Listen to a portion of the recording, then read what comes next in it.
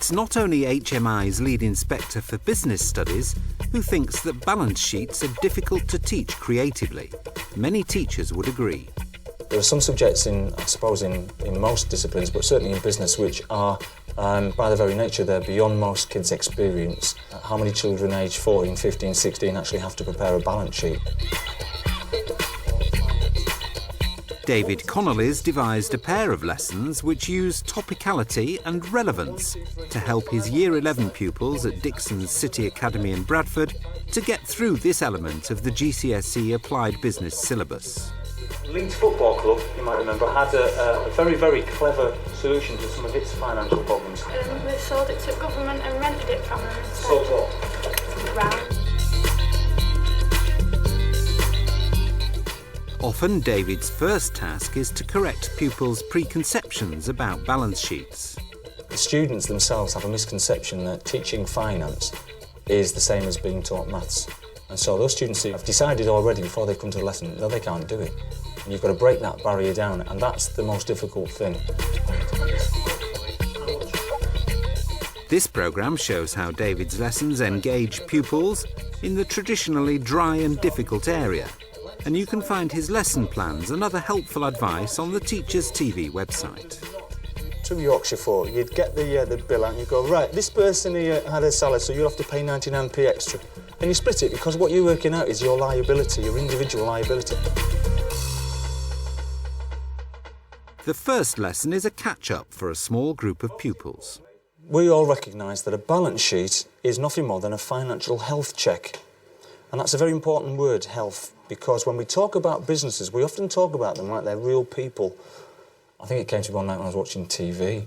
I think it was some sort of doctors and nurses type soap, and someone talked about someone being healthy and in the pink, and it reminded me of being in the red and in the black. And at that point I suddenly thought, what a great way, what an analogy to use with kids. We talk about businesses like they're healthy. Now, the healthy businesses are the ones that have got money. If you read any GCSE textbook, they pretty soon dive straight into the numbers. And one of the things I've learned is avoid bringing the numbers into the lesson too early. Think of how much in finance you can actually understand without needing any numbers. A calculator will deal with the numbers in an exam. What you want them to know is the methodology. What you find is whenever people describe businesses, they tend to talk about them like they are this living, breathing patient here, all right? And they talk about them as having, and you'll have heard it yourself, if you've got a healthy bank balance. What we wanted them to understand primarily, and it was a key objective of the lesson, was that the balance sheet was nothing more than a health check, something that you could do at any time in the year as a way of identifying how healthy the business was. If you were a patient and you thought that you had some sort of ailment, you'd probably take yourself to your doctors and say, Doc, I've got a bit of a rash, and they would hopefully do some tests on you. And a business is just like that. Only the money in a business is the blood, if you think of it like that. If that money doesn't keep pumping around the business, then what happens is that blood stops flowing. The minute that blood stops flowing, you've got a real problem. And that will be reflected in the balance sheet. Businesses are living entities, and we want the kids to understand that. And they relate to the idea of a human being more than they do some cold, nondescript numbers on a piece of paper. We're going to do a quick exercise just to illustrate the point, OK? What we're going to do is we're going to look at assets and liabilities. The next stage then is that you would deal with very simple terms like assets and liabilities, fundamental to the teaching of a balance sheet. And again, the best way to do that, in my experience, is to use examples which the kids themselves can relate to. Work out which of those things in there you own, and then not just that, but try and put a price on how much they're worth. If you were to sit students down and again start talking about real business assets, most students will struggle to keep up and understand assets in the context of a real business, but they can all explain examples of the things that they own. And more importantly, what you tend to find is they'll readily start giving you back numerical answers to explain the value of those assets. And you're already on your way then to bringing into a later session the number element. Give us one thing on your list. MP3 player. I've got an MP3 player, OK. How much is an MP3 player worth? 40 quid. Before using like big numbers, it's easier to get a hang of what it actually is, assets and liabilities are, because after we've grabbed the concept of it, it's much easier to put into practice with the numbers. All right, so we've got a PC. How much for a PC? That's got to be a bit pricey. How much? About 500. 500? I wouldn't be surprised. Right then, if we just have a quick look then, how much are we talking about? We're talking about 40, 140, 200, 700, £790. That's how much we're saying that you're worth. You tend to find that kids' full attention is on the board and they're probably listening as much as they'll ever listen in a lesson because this hasn't come from page 73 of a textbook. So if you need some money really quick, either to save for a special holiday or buy someone a special present, your option is to look at the things that you own and say, right, well, what if I was to sell any of these? How much would I get for them? So all a balance sheet is saying is how many assets do you own and how much are they worth? Next, it's time to introduce the class to the idea of liabilities. Imagine you and 4 friends went to a fast food restaurant and you're the person who gets sent to the counter to take the order. You've asked the girl behind the counter, I'd like 5 lots of fries, 3 burgers. All but one person wants a Coke and one other person wants a salad. When you get to the counter, what does the person behind the counter not know? Who wants what with what? Who wants what with what? And what you find with a fast food restaurant example is that they can all relate to it. And the liability is really just another way of explaining money you owe. And there's no better example, I don't think, than going to a counter and paying for something. On average, it's going to cost each of you £3.36. How would you split the bill? Like equally between who's bought what. The next activity was a sort of plenary, and that particular plenary was a way of just ensuring at that point in the lesson that the students had, in fact, distinguished between assets and liabilities. So we just put on the board some different examples and asked the students to explain which they were. Premises. Liability. Why do you think that? Because you're paying for rent. You would pay the rent on it, I absolutely agree. Machinery.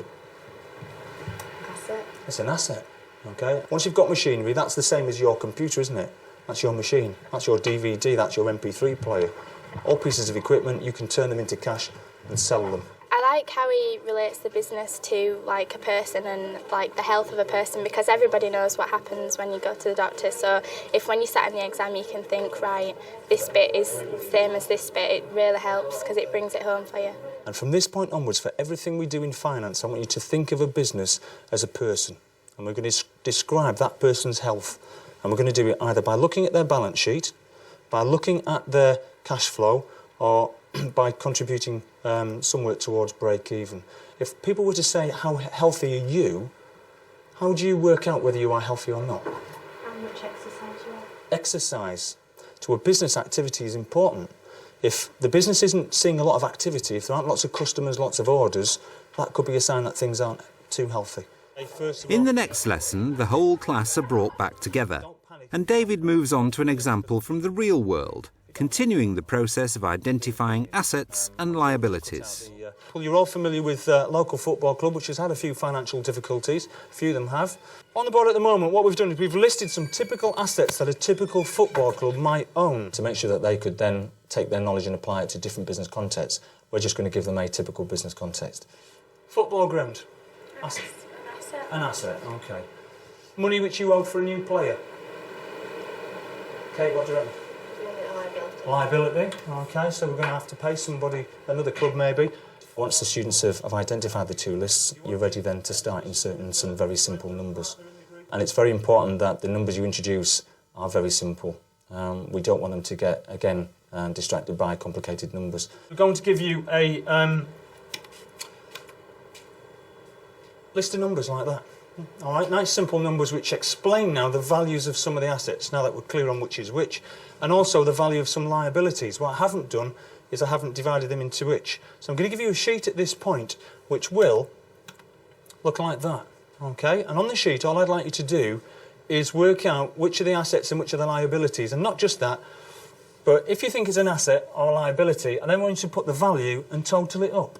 And at that point, you're on your way to constructing a very simple balance sheet. Gemma, you've got a full list there. Give us any asset and its value. Football ground, 80,000.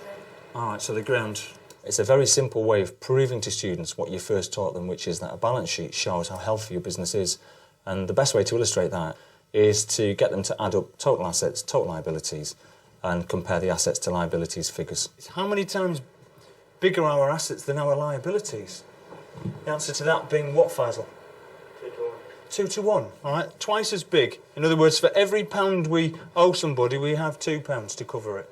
So we've got twice as much assets as we have liabilities.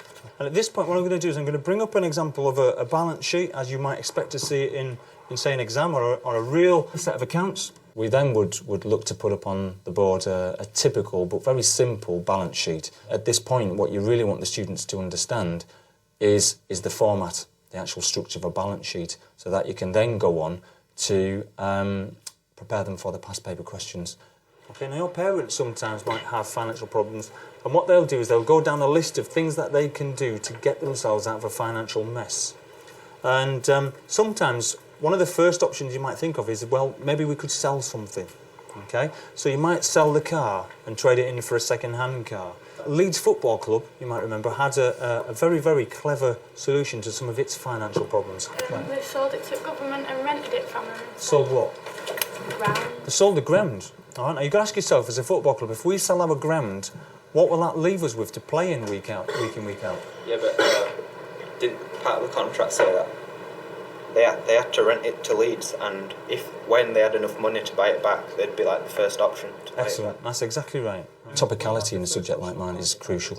What you tend to find is that there are always stories in the news, students will hear them, and you tend to pick up on those things and try and bring them into the lesson. We had an example of Leeds Football Club, so it just gives you like what could happen in real life. Situations are easy to relate to, so you understand them more. Obviously, you know when you mention football, certain people in the room will switch off. Girls typically will go on football and they'll switch off. So you might try and find another example, and you might bring two examples into the lesson and perhaps look at one for the assets and another one for the liabilities. David rounds things up by focusing on the fundamental purpose of a balance sheet. The question then becomes one of what does a balance sheet actually reveal, and what does it not tell you about the business? What does this tell us about a business, this balance sheet? That it's healthy and it's not in risk of being bankrupt. What else will it tell me about a business? You know that they owe some money to people, but you don't know who to. So we do actually know from the balance sheet whether it's got cash, whether it's got debtors, and perhaps more importantly, whether it's got any stock, or in this case, merchandise in the club shop. Balance sheets tend not to reveal very much, and in getting the students to identify answers to questions that are impossible to work out from a balance sheet, what you actually get them to do is get them to understand the very few things that actually a balance sheet is useful for doing. What else don't we know? It's profits and loss. You know nothing at all about its profit or loss. There is nothing on that board at the moment tells me how much profit this company has made, will make, whether it's lost any money. Balance sheet isn't designed to do that. So the balance sheet is a little bit limited in terms of what it can tell, but it's limited because it focuses on a very specific point, and that is what's going on here. Okay, the difference between your current assets and your current liabilities, because although we use the balance sheet to look at the value of the company, what we really want to know is, in the next 12 months, will this company still be around? Will it survive? How likely is it to have some financial difficulties? In looking at it from the opposite point of view, it reinforces what they do know a balance sheet actually does reveal and does teach you. So you're again reinforcing some of the early message, the original objectives of the lesson, which is what is the purpose of a balance sheet. And don't forget that David's lesson plans and other helpful tips can be found on the Teachers TV website.